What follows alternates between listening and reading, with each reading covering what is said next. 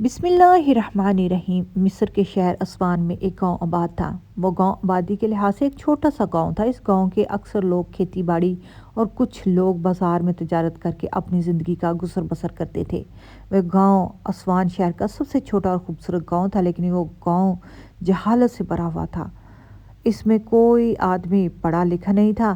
تمام لوگ پرانے رسم و رواج اور روایات کو دیکھ کر ہی چلتے، حتیٰ کہ وہ یہ بھی نہ دیکھتے کہ ان رسم و رواج کو پورا کرنے میں کسی کی عزت خاک میں مل رہی ہے یا نہیں۔ وہ گاؤں اسوان شہر کی مغربی سرحد کے ساتھ سمندر کنارے آباد تھا۔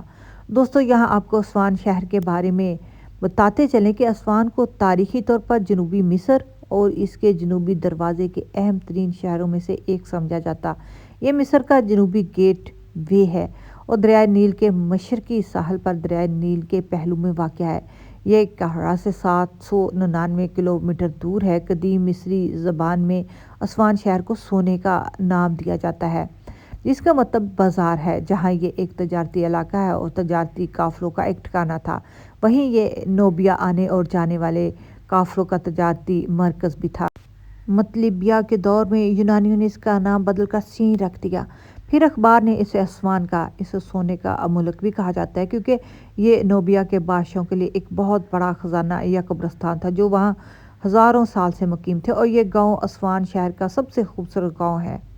اس گاؤں میں ایک عجیب و غریب رواج تھا کہ اس گاؤں میں جب بھی کسی لڑکی کی شادی ہوتی تو شادی سے پہلے وہ لوگ اس لڑکی کو کی پاک دامنی کو ثابت کرنے کے لیے اس کو ایک ایسے امتحان سے گزارتے جس میں لڑکی ایک طرح موت کے قریب چلی جاتی۔ اصل میں اس گاؤں والوں کا لڑکی کی پاک دامنی کو ثابت کرنے کے لیے ان کے پاس ایک ایسا حجرہ تھا جس میں اس لڑکی کی شادی سے پہلے 10 دنوں کے لیے بٹھایا جاتا، اور اس کو کسی بزرگ نے یہ وصیت کی تھی کہ 10 دن اس حجرے میں بٹھانے کے بعد اگر لڑکی صحت مند باہر آ جائے تو سمجھو کہ وہ پاک دامن ہے، اگر 10 دنوں کے بعد لڑکی کمزور اور بیمار ہو کر واپس آئے تو سمجھو کہ وہ لڑکی پاک دامن نہیں۔ اور گاؤں کی جو لڑکی ان 10 دنوں میں صحت مند ہو کر لوٹی، حکیم صاحب اس کا معائنہ کرتے، اگر حکیم صاحب کہتے کہ یہ لڑکی پاک دامن ہے تو پھر اس کی شادی کروا دیتے، اگر لڑکی پاک دامن ثابت نہ ہوتی تو وہ اس کو اپنے گاؤں کے درمیان میں موجود ایک اندھے کنویں میں پھینک دیتے اور یہ سمجھتے کہ لڑکی کسی اور کے ساتھ منہ کالا کر چکی، لہٰذا اس کی شادی نہیں ہو سکتی۔ وہ گاؤں ایک جنگل کے ساتھ آباد تھا۔ اس جنگل کی دوسری طرف گاؤں کے مخالف الٹ میں وہ حجرہ بنا ہوا تھا جو کہ بالکل سن بیابان میں موجود تھا۔ اس حجرے کی مغربی طرف ایک ندی بہتی اور ہر طرف سنسان بیابان زمین تھی۔ پہلے تو اس گاؤں کے لوگ ڈر سے اپنی بیٹیوں کی شادی نہیں کرتے، لیکن اس گاؤں کا چودھری بہت ظالم و سخت دل تھا۔ وہ کہتا تھا جو ماں باپ اپنی نوجوان بیٹیوں کی شادی نہیں کرتے، ان کی بیٹیوں کو اٹھا کر اس اندھے کنویں میں پھینک دیا جائے، کیونکہ شادی نہ کرنے سے یہی ثابت ہوتا ہے کہ وہ لڑکیاں پاک دامن نہیں۔ اس لیے چودھری کے ڈر سے جب وہ لوگ مجبوری میں آ کر اپنی بیٹی کو رخصت کرنے کا سوچتے تو ان کی بیٹیوں کو ایک ایسے امتحان سے گزرنا پڑتا جو کہ ان کو موت کے قریب لے جاتا۔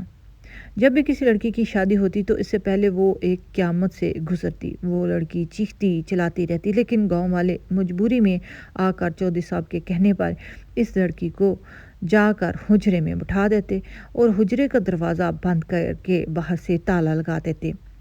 ان 10 دنوں میں اس حجرے کے میلوں دور کوئی بھی قریب نہیں جاتا۔ 10 دنوں کے بعد اس لڑکی کے ماں باپ جا کر اس حجرے سے اپنی بیٹی کو لے آتے اور اس کے بعد چودھری صاحب کے رکھے ہوئے حکیم اس کا معائنہ کرتے، اور جب حکیم صاحب کہتا کہ لڑکی کمزور نہیں ہوئی تو گاؤں والے اس کو پاک دامن کہتے، اور جو لڑکی کمزور ہو جاتی، ان 10 دنوں میں بیمار ہو جاتی تو گاؤں والے اس کو بد چلن کہہ کر اس کو اندھے کنویں میں پھینک دیتے۔ لیکن اس حجرے میں چھپا موجود کیا راز تھا؟ آخر اس حجرے میں لڑکی کو 10 دن بٹھانے سے اس کی پاک دامنی کیسے ثابت ہوتی؟ اس کے پیچھے بہت بڑا راز تھا جو کہ گاؤں والے نہیں جانتے تھے۔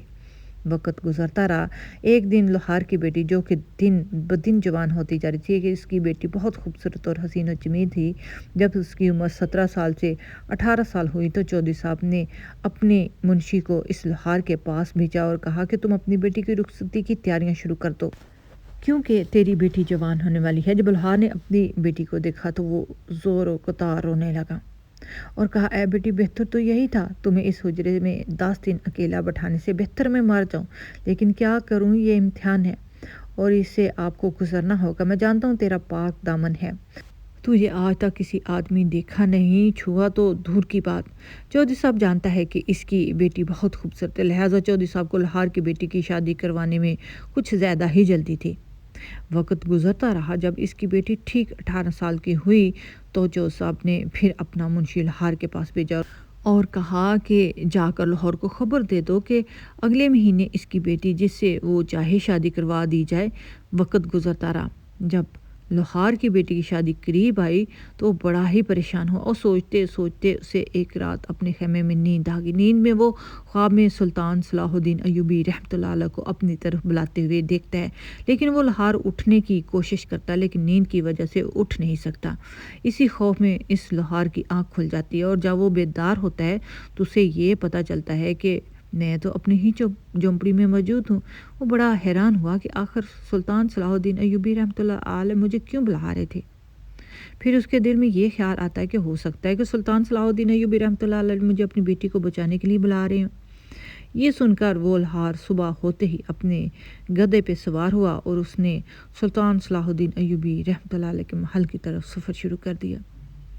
اس کی بیٹی کی شادی میں 20 دن رہتے تھے۔ لاہور کو سلطان صلاح الدین ایوبی رحمۃ اللہ علیہ تک پہنچتے پہنچتے 6 سے 7 دن لگ چکے تھے، کیونکہ وہ بیچارہ غریب گدھے پر سوار تھا۔ راستے میں مشکلات کی وجہ سے اس کو سفر میں دگنا وقت لگ گیا اور ادھر وہ سوچتا تھا کہ اگر میں وقت پر اپنے گھر نہ پہنچا تو گاؤں والے میری بیٹی کو اس حجرے میں بٹھا دیں گے اور میری بیٹی بہت معصوم ہے، اس نے کبھی ایک کمرے میں رات نہیں گزاری تو وہ اس حجرے میں 10 دن اکیلے کیسے گزارے گی۔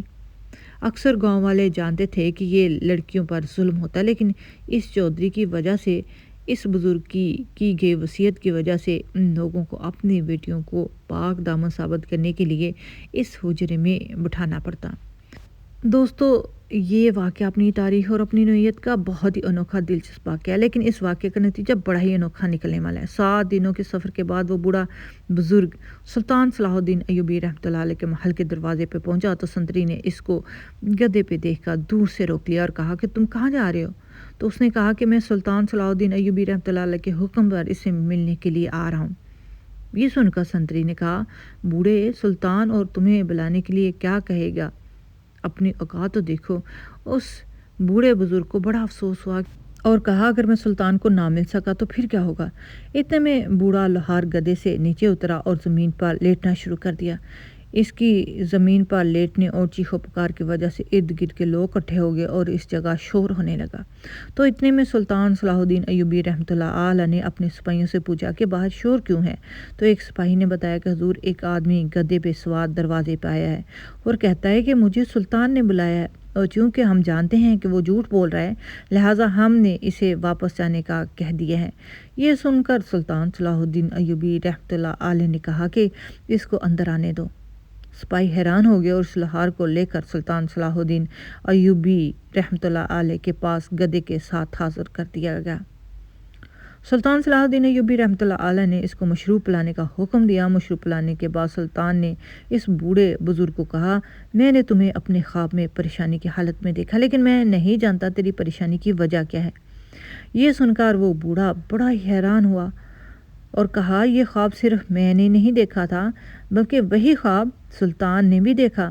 وہ بوڑھا بزرگ رونے لگا اور سلطان صلاح الدین ایوبی رحمۃ اللہ علیہ کو سارا واقعہ تفصیل سے سنا دیا اور کہا کہ کس طرح ہمارے گاؤں والے شادی سے 10 دن پہلے لڑکی کو ایک حجرے میں بٹھاتے ہیں اور جو لڑکی کمزور ہو جاتی ہے وہ اس کو بد چلن کہتے ہیں اور اس کو اندھے کنویں میں پھینک دیتے ہیں، اور جو لڑکی صحت مند ہو کر باہر نکلتی ہے اس کی شادی دھوم دھام سے کروا دی جاتی ہے۔ سلطان نے موضوع میں جانتا ہوں یہ لڑکیوں پر ظلم ہے، 10 دن تک ایک معصوم لڑکی کو اکیلے حجرے میں بٹھانا اور وہ بھی سنسان بیابان میں، یہ ان پر ظلم ہے، اور میں جانتا ہوں کہ میری بیٹی یہ ظلم برداشت نہیں کر سکے گی اور میں اپنی اکلوتی بیٹی کو اپنے ہاتھوں سے مرنے کے لیے نہیں چھوڑ سکتا۔ یہ سن کر سلطان صلاح الدین ایوبی رحمۃ اللہ علیہ اس لاہور کو کہا، بابا جی تمہیں کچھ کرنے کی ضرورت نہیں، بے شک تیری بیٹی کی شادی بھی ہوگی اور تیری بیٹی کی کردار کی گواہی میں دوں گا اور تیری بیٹی کو اس حجرے میں بیٹھنے کی ضرورت نہیں ہوگی۔ میں آپ کو یقین دلاتا ہوں کہ اب اس حجرے میں اس گاؤں کی کوئی بھی لڑکی نہیں بیٹھے گی، حتیٰ کہ اس حجرے کا میں اس زمین سے، اس ہستی سے ہی نام و نشان مٹا دوں گا۔ یہ سن کر بوڑھا بزرگ کہنے لگا، حضور یہ سب کیسے ممکن ہوگا؟ تو سلطان صلاح الدین ایوبی رحمۃ اللہ علیہ نے کہا، یہ سب میں خود جا کر لوں گا۔ وہ بوڑھا بزرگ کہنے لگا، حضور آپ میری خاطر اس چھوٹے سے گاؤں میں اپنا قیمتی وقت نکال کر کیسے جائیں گے؟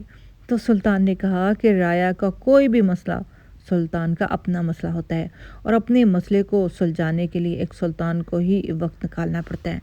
سلطان صلاح الدین ایوبی رحمۃ اللہ علیہ نے اپنے سپاہیوں کا دستہ تیار کیا اور اس بوڑھے بزرگ کو گھوڑے پہ بٹھایا اور اس کے گاؤں پہنچ گیا۔ سلطان صلاح الدین ایوبی رحمۃ اللہ علیہ کو گاؤں میں پہنچتے 2 دن لگے۔ آخری دن تھا کہ اگلی صبح اس لڑکی کو گاؤں والوں نے گھونگھٹ پہ بٹھا کر اس حجرے میں بٹھانا تھا کہ اس لڑکی کو 10 دن کے لیے اس حجرے میں بٹھا کر اس کی پاک دامنی کو معلوم کیا جائے۔ سلطان صلاح الدین ایوبی رحمۃ اللہ علیہ نے جب اس گاؤں میں قریب پہنچی تو سلطان نے اپنے سپاہیوں کو حکم دیا کہ تم اس بوڑھے بزرگ کے ساتھ اس کی جھونپڑی میں خفیہ طریقے سے داخل ہو، اور اس بوڑھے بزرگ کو کہا، جا کر معلوم کرو تمہاری بیٹی اس وقت کہاں موجود ہے۔ وہ بوڑھا لوہار دوڑتا ہوا اپنے گھر میں گیا تو اس کی بیٹی اپنے کمرے میں دلہن کے لباس میں گھونگھٹ پہنے بیٹھی ہوئی تھی اور بری طرح رو رہی تھی۔ وہ بوڑھا بزرگ اسی وقت سلطان کے پاس آیا اور جا کر بتایا، حضور میری بیٹی فلاں جگہ پر دلہن کے لباس میں تیار بیٹھی ہے، تھوڑی دیر میں چودھری صاحب کے آدمی اس کو لے کر اس حجرے کی طرف روانہ ہوں گے۔ سلطان صلاح الدین ایوبی رحمۃ اللہ اسی وقت اپنا لباس تبدیل کیا اور جا کر بوڑھے بزرگ کی بیٹی کی جگہ گھونگھٹ میں بیٹھ گئے اور اس کی بیٹی کو کہا کہ اس بات کی خبر کسی کو نہ لگنے دینا، تمہاری جگہ اس حجرے میں بیٹھنے کے لیے میں بیٹھ گیا ہوں۔ یہ سن کر لڑکی بہت خوش ہوگی۔ سلطان صلاح الدین ایوبی رحمۃ اللہ علیہ اب اس لڑکی کی جگہ حجرے میں ان لوگوں کے ساتھ چل پڑے۔ چودھری کے آدمیوں کو پتہ نہیں تھا کہ اس گھونگھٹ میں اس کمہار کی بیٹی یا کوئی اور۔ وہ ڈولی لے کر اس حجرے میں پہنچ گئے، ڈولی کو اندر رکھا اور باہر سے اس کمرے کو بند کرنے کے بعد گاؤں والے واپس آ گئے۔ تھوڑی دیر گزری کہ سلطان صلاح الدین ایوبی رحمۃ اللہ علیہ نے محسوس کیا کہ اس حجرہ نما کمرے میں کوئی چیز موجود ہے۔ تھوڑی دیر گزری تو اتنے میں ایک بھاری آواز سنائی دی۔ سلطان جان چکے تھے کہ یہ آواز کسی جن یا کسی شیطان کی نہیں بلکہ یہ کسی بڑے آدمی کی ہے۔ اتنے میں اس آدمی نے سلطان کے چہرے پر گھونگھٹ اتارا تو سلطان صلاح الدین ایوبی نے اپنا خنجر نکالا اور اس آدمی کے سینے پہ گھونپ دیا۔ سلطان صلاح الدین ایوبی رحمۃ اللہ علیہ نے اس سے پوچھا کہ تم کون ہو؟ تو اس نے کہا کہ میں اس گاؤں کا چودھری ہوں۔ سلطان صلاح الدین ایوبی رحمۃ اللہ علیہ سارا کھیل سمجھ چکے تھے، کیونکہ سلطان کو پتہ چل گیا تھا کہ وہ چودھری ہی نوجوان لڑکیوں کو اس حجرے میں بٹھاتا، اور جب گاؤں والے حجرے میں لڑکی کو بٹھا کر چلے جاتے تو وہ یہ خفیہ راستے میں اس حجرے میں داخل ہو جاتا اور ان کو ہوس کا نشانہ بناتا، اور ان 10 دن تک لڑکیوں کو ہوس کا نشانہ بنانے کے بعد ان کی شادی کروا دیتا۔ سلطان صلاح الدین ایوبی رحمۃ اللہ علیہ نے اس آدمی کو پکڑا، حجرے کا دروازہ توڑا اور اس کو اپنے گھوڑے پر گھسیٹتے ہوئے گاؤں میں لے گئے اور جا کر گاؤں والوں کو ساری تفصیل بتائی اور کہا کہ اے لوگو، اب تم جہالت سے باہر آ جاؤ۔ اتنے سالوں سے چودھری تمہیں بے وقوف بنا رہا اور گاؤں والوں کی عزت کے ساتھ کھیلتا جا رہا ہے۔ جب تم اپنی بیٹیوں کو اس حجرے میں بٹھا کر واپس آ جاتے ہو، یہ خفیہ طریقے سے اس حجرے میں چلا جاتا ہے اور 10 دن تک ان کی عزت کے ساتھ کھیلتا ہے، لیکن وہ لڑکیاں اپنی عزت کے ڈر کی وجہ سے کسی کو کچھ نہیں بتاتی، اور گاؤں والے سمجھتے ہیں کہ وہ لڑکیاں پاک دامن ہیں، لہٰذا کبھی کسی حجرے میں بٹھانے سے کسی کے کردار کا پتہ نہیں چلتا۔ جب گاؤں والوں نے یہ سنا تو انہوں نے سلطان صلاح الدین ایوبی رحمۃ اللہ علیہ کو درخواست کی کہ حضور آپ اس چودھری کو گاؤں کے چوراہے پہ باندھ کر گاؤں کا ہر ایک آدمی اس کو ایک ایک کوڑا مارے، اور اس کے جسم سے اترنے والا گوشت ہم بھیڑیوں کو کھلائیں گے تاکہ اس کو دیکھ کر گاؤں میں مزید کسی میں ایسی کرنے کی جرت نہ ہو۔ سلطان صلاح الدین ایوبی رحمۃ اللہ علیہ نے کہا، بے شک ہمارے اسلام میں سزا کا تعین کیا گیا لیکن ظلم کا نہیں، لہٰذا اس چودھری کو بے گناہ لڑکیوں کے ساتھ زنا کرنے کی جرم میں اس کو کل صبح گاؤں کے چوراہے پر سنسار کیا جائے۔ اگلی صبح سلطان صلاح الدین ایوبی رحمۃ اللہ علیہ نے اس چودھری کو گاؤں کے چوراہے پر سنسار کر دیا اور اس کے جتنے بھی آدمی تھے ان کو پکڑ کر زندان میں ڈال کر اسی طرح سلطان صلاح الدین ایوبی نے اپنی عقل مندی اور بہادری سے اس گاؤں والوں کو اتنی بڑی مشکل سے